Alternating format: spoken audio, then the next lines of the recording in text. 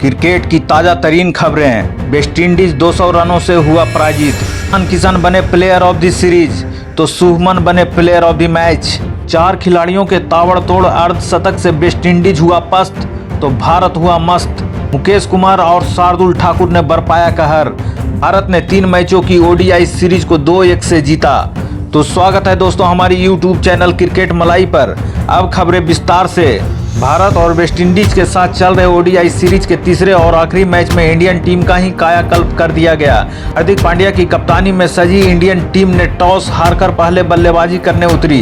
भारत की तरफ से ओपनिंग जोड़ी और सलामी बल्लेबाज ईशान किशन और शुभमन गिल मैदान पर आए। आते ही दोनों खिलाड़ियों ने ताबड़तोड़ बल्लेबाजी शुरू कर दी। वेस्टइंडीज के गेंदबाजों को समझ में नहीं आ रहा था कि क्या करें, अभी लाचार नजर आ रहे थे। ईशान किशन 3 छक्के और 8 चौके की मदद से 77 रन पर खेल रहे थे, लेकिन यानिक कैरिया के 19वें ओवर की चौथी गेंद पर वेस्टइंडीज के कप्तान साई होप के हाथों स्टंप्ड हो जाते हैं। उस समय तक भारत 1 विकेट के नुकसान पर 143 रन बना चुका था। अब शुभमन गिल का साथ देने के लिए ऋतुराज गायकवाड़ आते हैं, लेकिन 14 गेंद ही खेल पाते हैं और 8 रन बनाकर 22वें ओवर की छठी गेंद पर गेंदबाज अल्जारी जोसेफ द्वारा लॉन्डन किंग के हाथों कैच आउट करा दिए जाते हैं। उसके बाद गिल का साथ देने के लिए संजू सैमसन क्रीज पर आते हैं, लेकिन आते ही धुआंधार बल्लेबाजी करने लगते हैं और 4 छक्के और 2 चौके की मदद से बेहतरीन अर्धशतक जमाते हैं। लेकिन 31वें ओवर की 5वीं गेंद पर गेंदबाज रोमारियो शेफर्ड ने सिमरन हेटमायर के हाथों संजू को कैच आउट करवा देते हैं। लेकिन दूसरी छोर पर शुभमन गिल का बल्ला आग उगल रहा था। गिल 11 चौके की मदद से 85 रन बनाकर क्रीज पर थे। उसके बाद हार्दिक पांड्या बल्लेबाजी के लिए मैदान पर आते हैं, लेकिन विंडीज गेंदबाज गुडाकेश मोती ने 38 ओवर के चौथी गेंद पर यानिक कैरिया के हाथों कैच आउट करवा दिए जाते हैं। उस समय तक भारत 4 विकेट के नुकसान पर 244 रन बना चुका था। के बाद सूरज कुमार यादव बल्लेबाजी करने के लिए आते हैं, जबकि दूसरी छोर पर कप्तान हार्दिक पांड्या गेंदबाजों को परखच्चे उड़ा रहे थे। वहीं सूर्या भी कहां पीछे हटने वाले थे, वे भी 2 छक्के और 2 चौके की मदद से 35 रन पर खेल रहे थे। लेकिन 46वें ओवर की 5वीं गेंद पर विंडीज गेंदबाज रोमारियो शेफर्ड ने यानिक कैरिया के हाथों कैच आउट करवा दिया। उसके बाद जडेजा बल्लेबाजी के लिए आते हैं। हार्दिक नॉट आउट रहते हुए 5 छक्के और 4 चौके की मदद से 70 रनों की बेहतरीन और शानदार कप्तानी पारी खेलकर चल मचा दी। इस प्रकार से भारत ने 50 ओवर में 5 विकेट के नुकसान पर 351 रनों का विशाल स्कोर खड़ा कर दिया। जवाब में बल्लेबाजी के लिए उतरी विंडीज टीम के सलामी बल्लेबाजों की शुरुआत अच्छी नहीं रही और वे गेंद को ठीक से खेल नहीं पा रहे थे।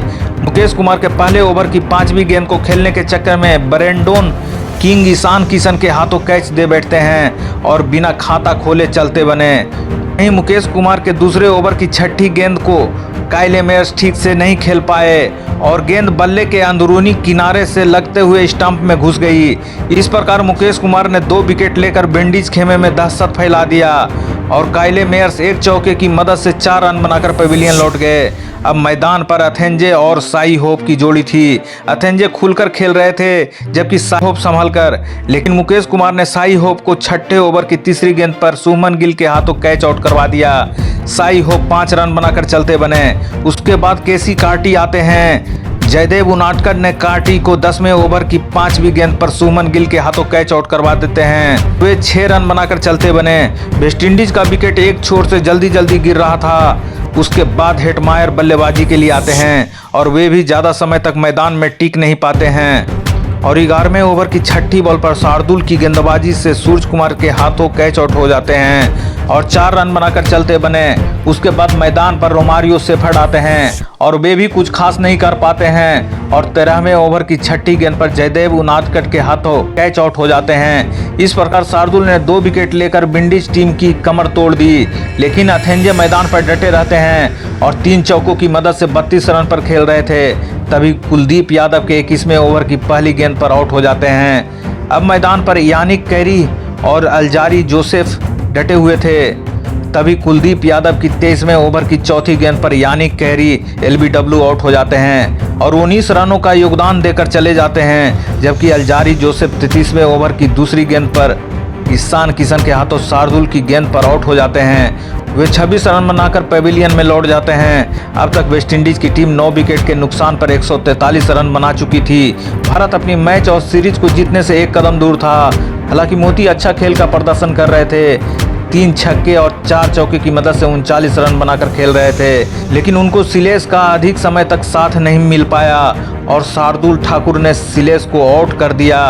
इस प्रकार वेस्टइंडीज की टीम भारत के 50 ओवर में 5 विकेट के नुकसान पर 351 रन के जवाब में 35.3 ओवर में 10 विकेट के नुकसान पर 151 रन ही बना सकी और मैच को 200 रनों से तथा सीरीज को 2-1 से हार गई। इस प्रकार भारत ने सभी क्षेत्रों में बेहतरीन प्रदर्शन किया, जबकि टीम इंडिया विराट और रोहित के बिना खेल रही थी। बल्लेबाजी में शुभमन गिल, ईशान किशन, हार्दिक पांड्या और संजू सैमसन ने तो कमाल ही कर दिया, जबकि गेंदबाजी में शार्दुल ने 4 विकेट, मुकेश ने 3 विकेट, कुलदीप यादव ने 2 विकेट और उनादकट ने 1 विकेट लिए और भारत को शानदार जीत दिलाई। तो आपकी क्या राय है इस नई भारतीय टीम पर, हमें कमेंट करके जरूर बताएं। वीडियो को एक लाइक और क्रिकेट मलाई चैनल को सब्सक्राइब जरूर करें। मिलते हैं अगली वीडियो में क्रिकेट की नई और ताज़ा तरीन खबरों के साथ। Thanks for watching.